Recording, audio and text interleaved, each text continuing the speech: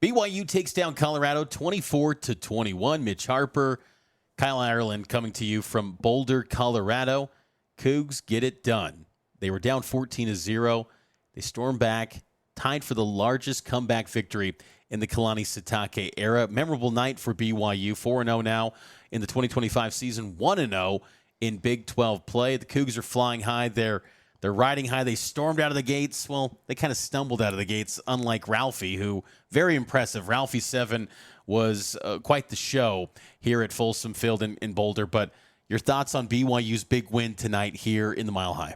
Yeah, BYU should be pretty thankful that they came away victorious tonight, because there were a lot of mistakes, things that they're definitely going to be glad that they can learn from a win as opposed to a loss. There are things that they're going to be able to clean up. But I feel like there were a number of things that were stepping stones each of these first three games, and then you saw a level of competition kind of stepped up as far as Big 12 play is concerned. And I was really impressed, Mitch, with Bear Bachmeier and his poise throughout this game. I thought Bear was outstanding. He made good decisions for the most part. There were a few plays that I'm sure he's going to look back on film and say, hey, I probably shouldn't have thrown that. It was too tight of a window.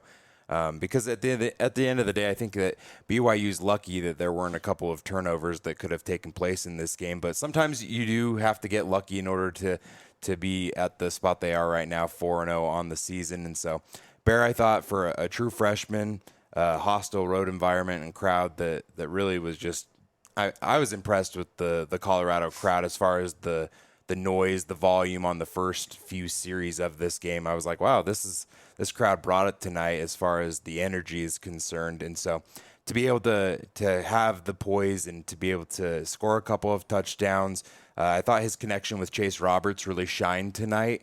And then to be able to run the ball as effectively as he was able to, I thought those were big keys for BYU's victory. BYU took Colorado's best shot and came out victorious, and I think that's one of the things you take away from this game.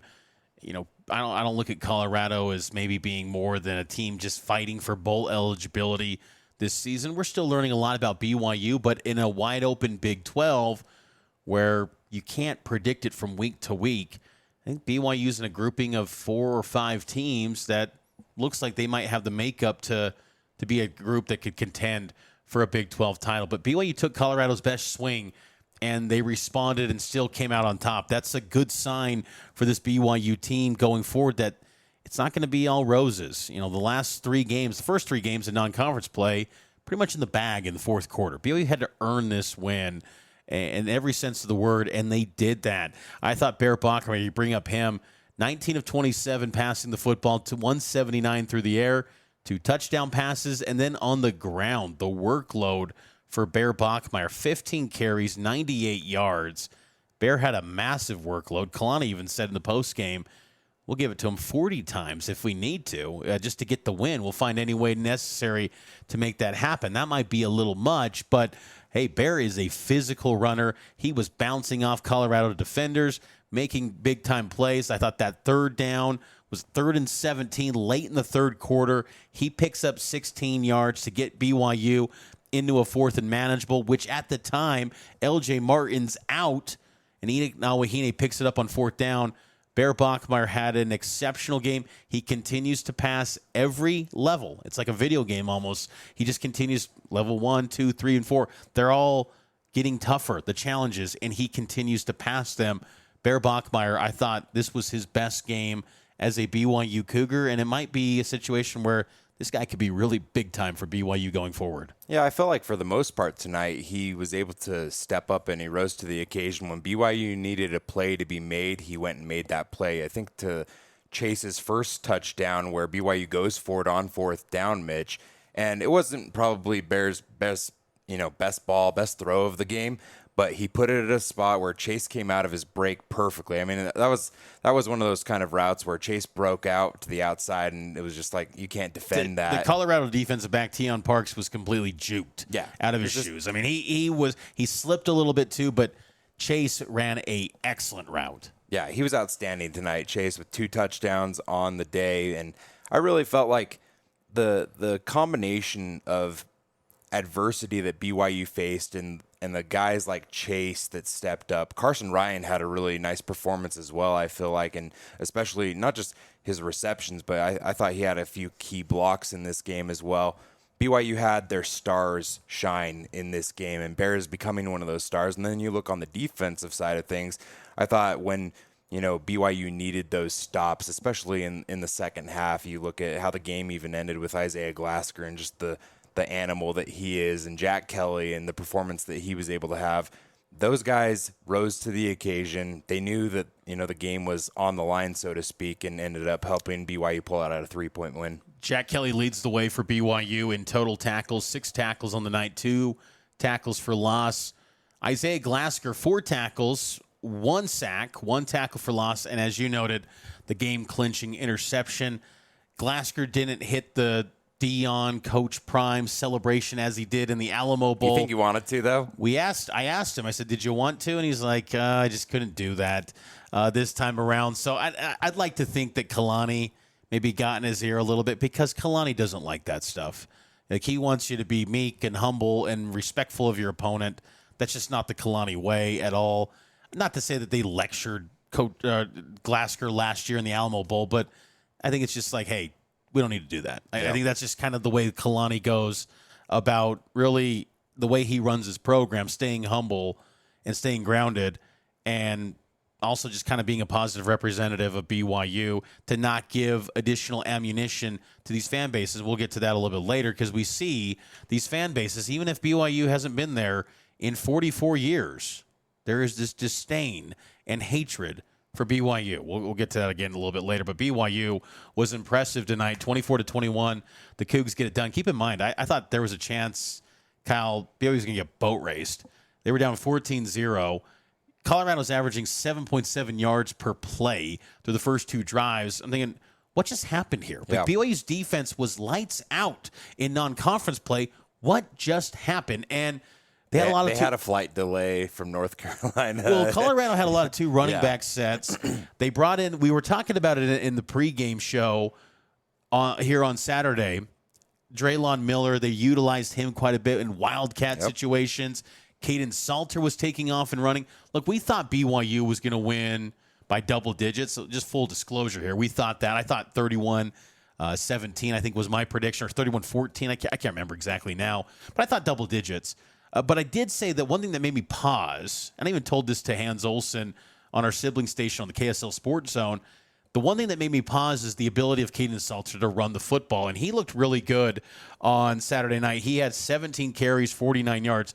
Felt like a little bit lower number than maybe mentally it felt like at times for Salter, but he was impactful. And BYU has been prone to, last year and this year, giving up yardage to quarterback run game. And I say this year because of Salter. There wasn't many threats in the non-conference portion of the schedule. But, BYU responded. And I think that's the big thing you come away with, is that, yes, it wasn't pretty. And if this was the Mountain West era or the WAC, you'd be like, oh, no, the style points were there. That doesn't matter in this league. You just got to take care of business, stack up wins, and find ways to get that done. And that's what the Cougars did tonight. Yeah, I think BYU's defensive line's going to look at this film and think that there was a lot of room for them to improve. They got to get better.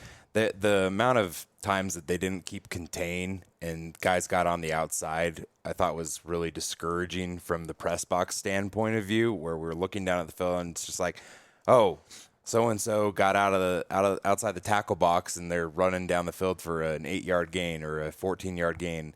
I felt like that happened way too often in this matchup, Mitch. You look at like a guy like Bodie Schoonover, though, who ends up having a batted ball down later on in the game, and it was a huge play. And so, like, it wasn't all bad. Like, there were some good moments as well for that front line on the BYU defense. But I just think that this is a good game, and Kalani mentioned it after the game, that BYU hadn't faced adversity this season until tonight. And the fact that they were able to come out with victory while still facing that adversity, it's a good learning opportunity for this program, only a month into this season. 387 total yards for BYU.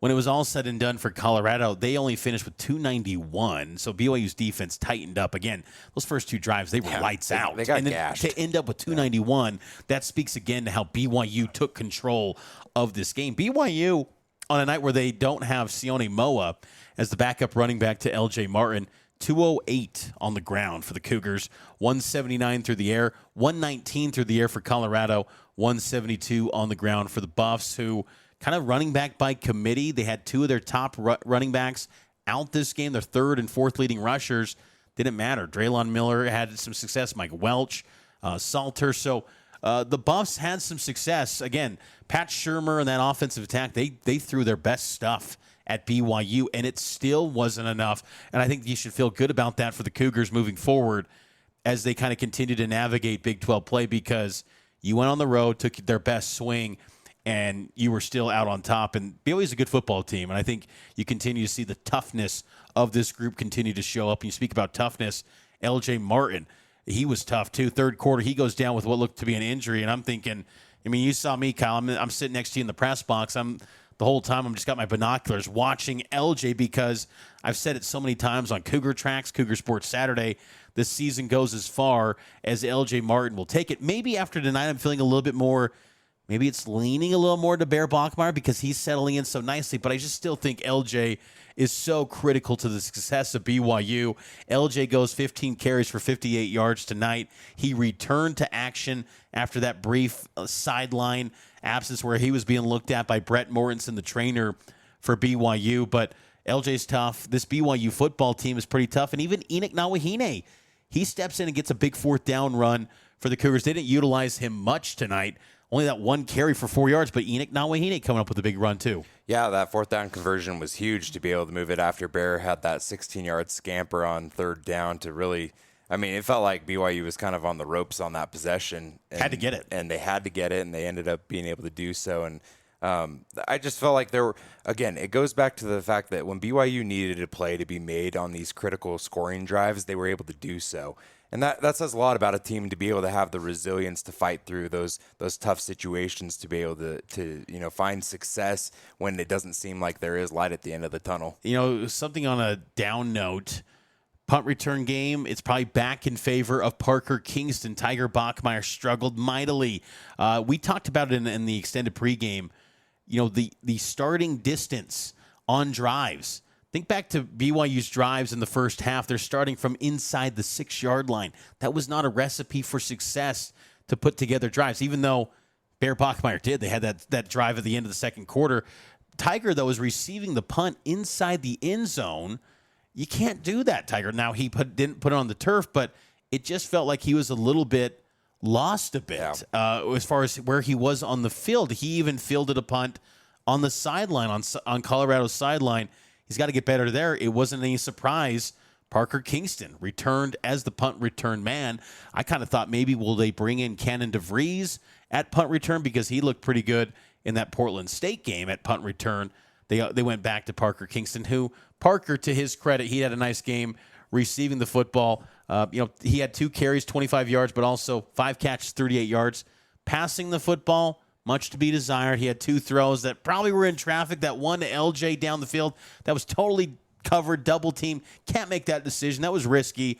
Then he had that one throw that was intended for Bear Bachmeier on a reverse from LJ. He tried to throw it down there. Threw that one away, though. That one, like, the specials aren't working. It seemed like they were working at such a high level for BYU for a couple years. It seems like teams are maybe more dialed into Parker Kingston's going to be that special ace when they in the hole. see him roll out like that, I think that it's just a sign now where these defenses, they have a spy on it, and they know that play is coming. But Parker loves that. He loves that deep ball throw, and you saw that when he was in high school at Roy, and the success that he had there as a quarterback. And I think that BYU, I do like when they have the trick plays come out here and there, Mitch, but they need to be more selective and I guess a bit more creative, I think, in using those plays. And I feel like maybe they've dipped into that Parker Kingston play a little too much. Yeah, and I think they got to utilize another guy at receiver more, Cody Hagan. I thought Cody Hagan was really good. He had a 32-yard touchdown run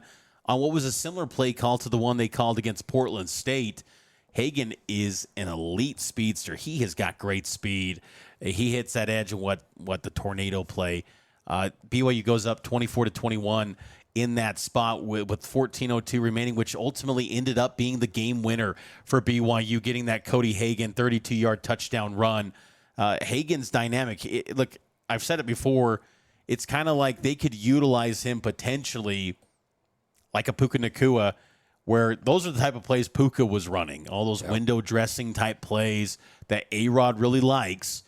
Puka was kind of that guy, and that could be Cody Hagan potentially as JoJo Phillips continues to recover from his injury. It's a banged-up football team when you really dive into it, and Cody Hagan stepped up for BYU, and that's huge. You're getting contributions from guys that, in the Big 12 games, they were not consistent performers, and maybe that gives the confidence to Cody Hagan. Just week after week, he's going to be someone that this team can look upon and rely on him, because I thought Chase Roberts was excellent tonight, as we discussed earlier, but he needs a consistent number 2 alongside him. I thought Kingston was good, and I thought Hagan was good as well. That was nice to see that level of production, and Fesi Sitake always keeps that group tight. He's not digging into the bench much. They've got Reggie Frischneck. They've got Tay Nakua, but they keep that thing tight. They go pretty much with a 3-man look there at that receiver unit, and then you pair it up with Carson Ryan, who's the safety blanket for Bear Bachmeier. I also will say LJ Martin had 4 catches tonight too, and I thought did a nice job. They utilized him more in the passing game than they have previously. And LJ had almost 20 touches tonight, Mitch. I mean, he had a heavy workload. It was him and Bear. It was the duo there.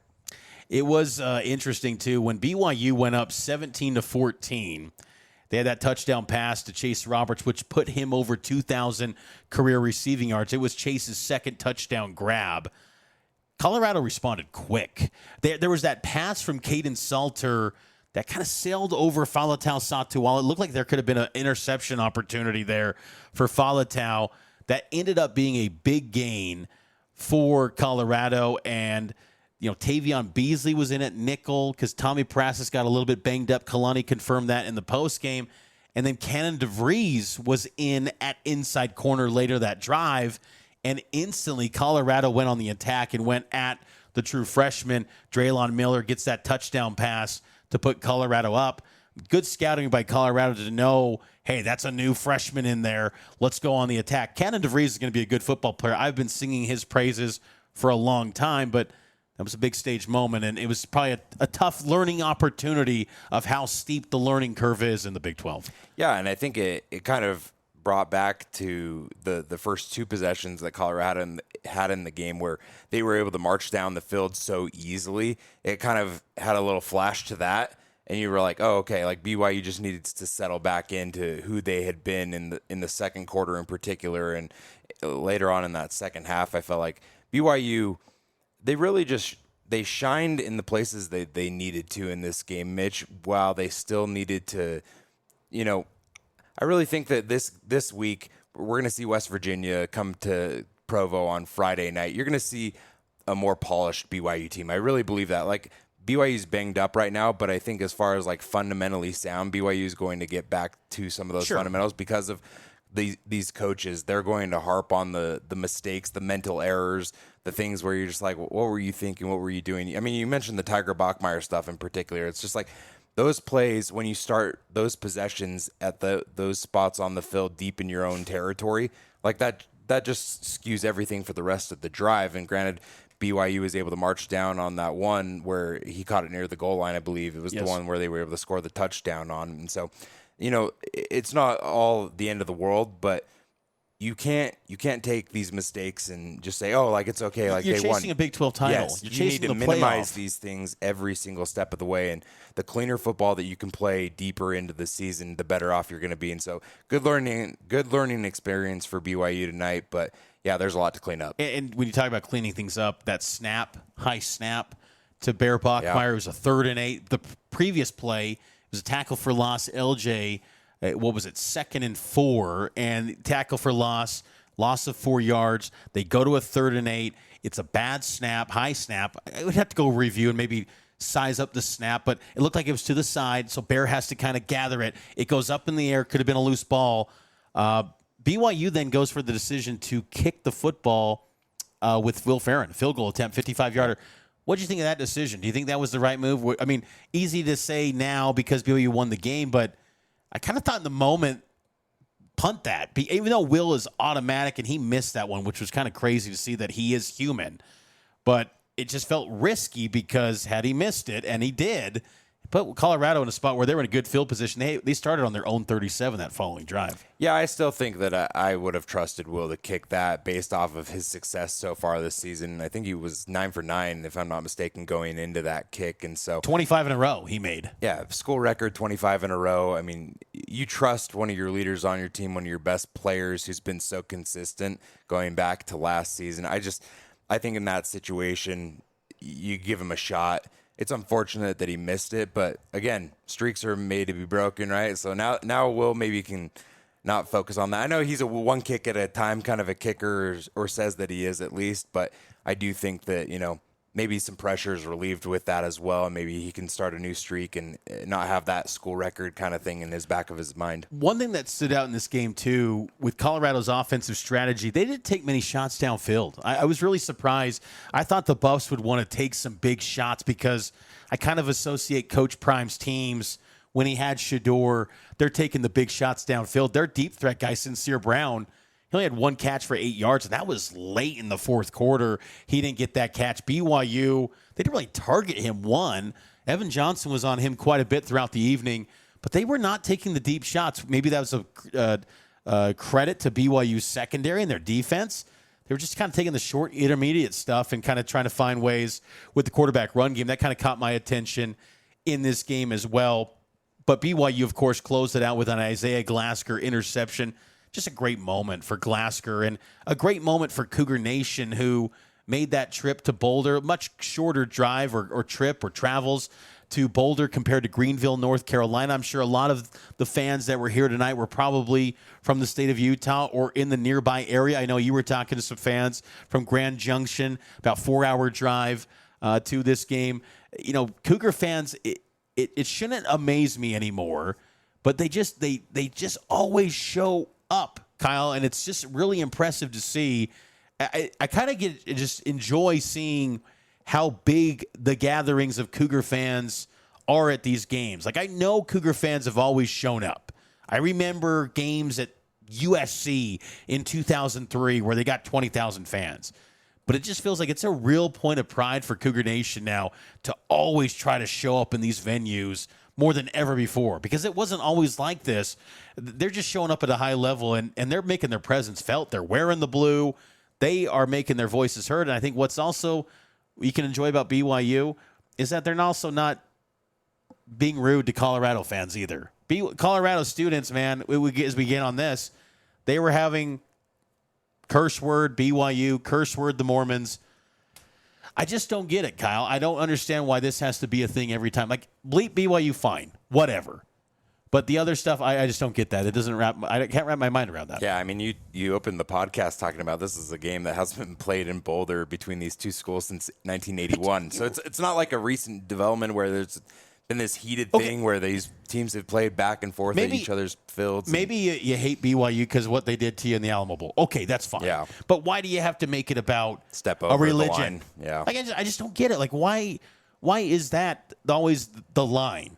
I don't know. Like, when BYU played SMU last year, there's no Cougar fans saying bleep the Methodist.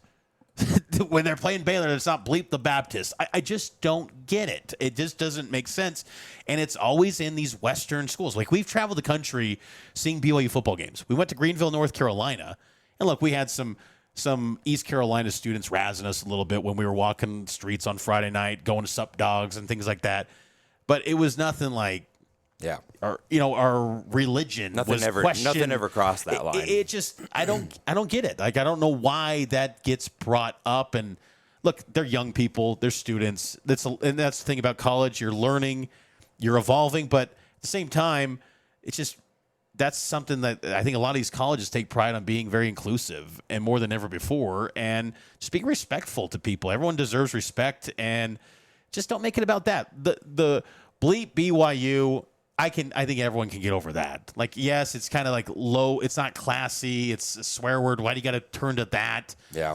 But at the same time, whatever. But just to make someone feel inferior because of their religion or their faith, it just, I don't know. That just doesn't jive with me, I guess. Yeah, I think that's well said by you. And I was surprised at how early those chants. I mean, I don't think I heard the Mormons chant until later in the game. I think that was in the second half. But, I mean, after the second Colorado touchdown in the first quarter, I was hearing the BYU one. And it was early. It was early on in the game. I was like, oh, wow, like, that's already happening? There's like 5 minutes left in the first quarter, and this is already going on. Does part of you, though, enjoy seeing BYU is being a little hated again in a conference? Because when they first joined the league, it was just, hey, they're the guys that are handing out ice cream, and hey, BYU, we love you.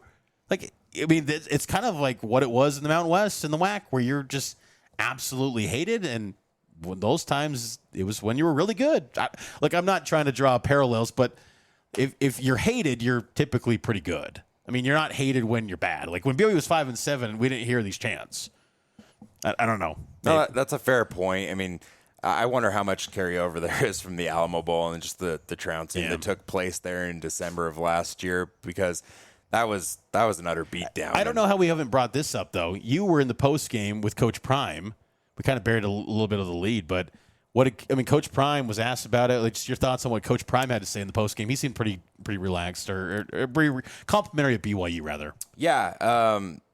Just to cap off the vulgar chants conversation, Coach Prime said that he didn't hear any of that. Like, it was out of sight, out of mind. I'm sure he was locked into the game, and he's on a headset, so he's not focusing on what the crowd's saying. So that was his commentary as far as the chants were concerned. But he opened his press conference with a statement about his praise for Kalani Sitake, and Kalani's dad even got a shout out. Pops got a shout out from Coach Prime. But he specifically shouted out Bear Bachmeier and said that young quarterback is phenomenal. That was what the word that he used to describe Bear Bachmeier. He said, I'm paraphrasing, but he said that, Bear was able to go out, make the plays that he needed to in order to win the football game tonight. And so I think that, as Cougar Nation watches Bear develop, Coach Prime's only seen 3 games of film of this true freshman quarterback and already recognizes the talent level that Bear has, and saw it firsthand tonight at Folsom Field. And to be able to have that in the first minute of your press conference and lead with that says a lot to me about Bear Bachmeier, from one of the greatest to ever play on the defensive side of the ball.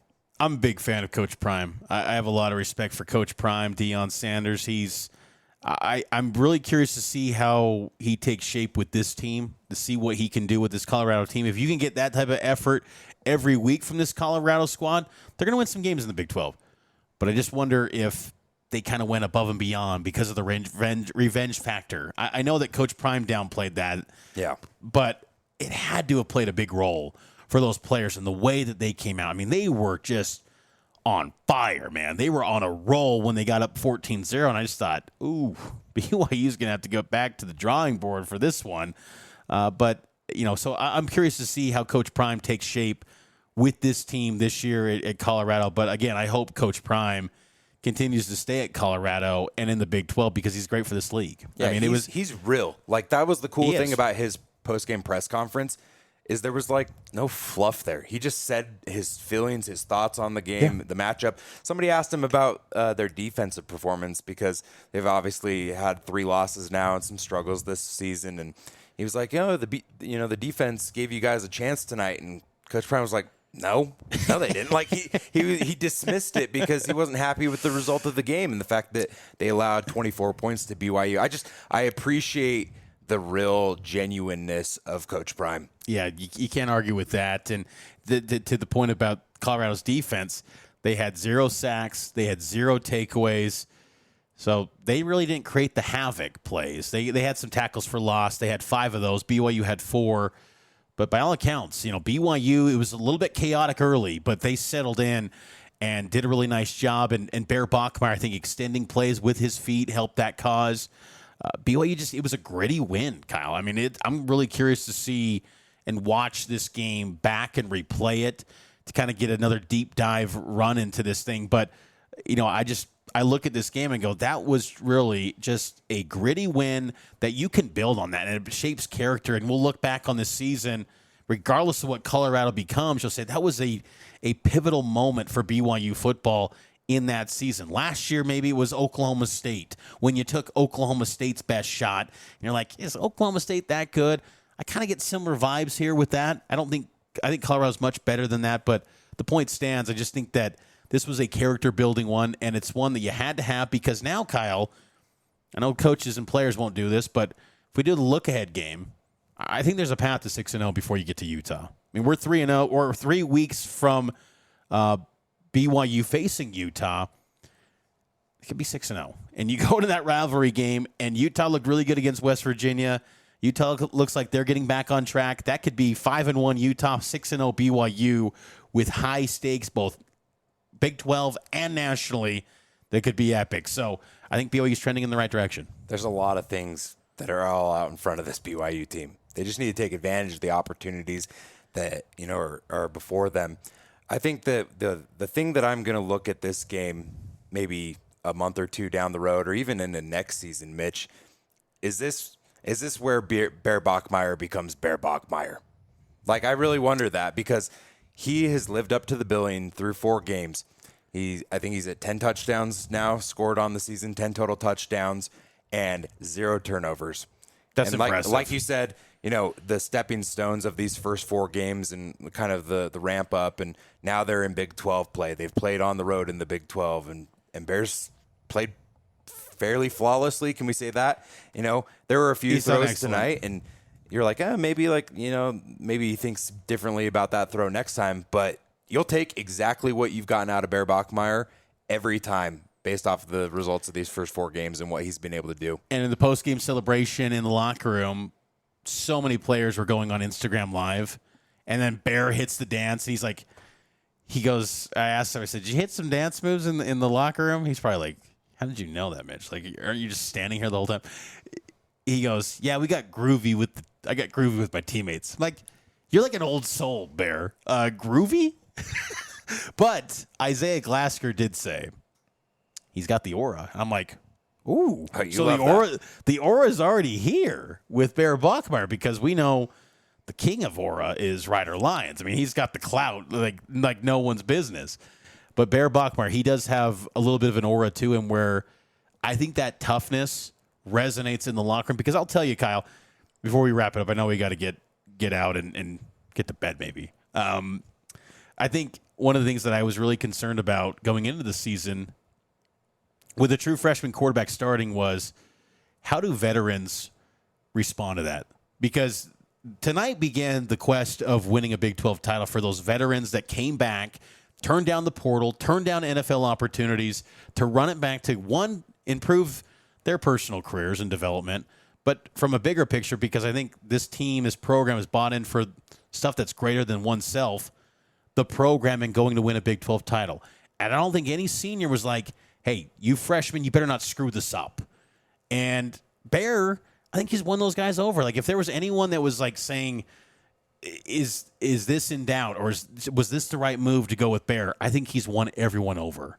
I think he won everyone over probably early in the season, much earlier than tonight. But tonight, if you were still on the fence on that locker room about Bear Bachmeier and his ability to win football games, you're all in now because that dude laid it all out on the line, and he was tough as nails, running the football, sat in the pocket and completed some tough throws, a lot of quick hitters, screens out into the flat. I thought BYU was very good and smart with those play calls. I thought Bear just had a really nice night, and I think that was one where you get everyone on board regardless of age, whether it's the veterans, Sam Vanderhaar, Logan Latui, like the older guys in the building, or the youngsters. They're all in on Bear Bachmeier, and you need that. You need to have everyone on the same page to get a quarterback to the highest of highs that you want to get that guy to, and Bear Bachmeier is well on his way. I also think that you need to have the fan base behind you, and I think he's won over the fan base as well, Mitch. Yeah. And I had some questions coming out of fall camp and wondering whether or not they would go with McKay Hillstead and use his experience as kind of the reason for him winning that job. And so there was a lot of unknowns with Bear coming into the season. Just the fact that he was a true freshman, hadn't played any games at the college level, and it's just been impressive, Mitch. I think that, what we've seen from him is better than I think anyone could have expected from an outside perspective. These guys have seen him in practice every day. They know what he's doing, day in and day out. But I've been impressed with who he is and the toughness. I mean, You tweeted about one of his runs tonight, and you said something about him being a grizzly bear. He's a grizzly bear. He's a centaur. He's whatever nickname you want to give him. He's a tank. He's a tough football player, but he's going back to Aaron Roderick and Kalani Sitake and why he won the job. Good decisions. He keeps on stacking good decisions after good decisions, and really at the end of the day, like when you take care of the football, how many times has Kalani Sitake said it?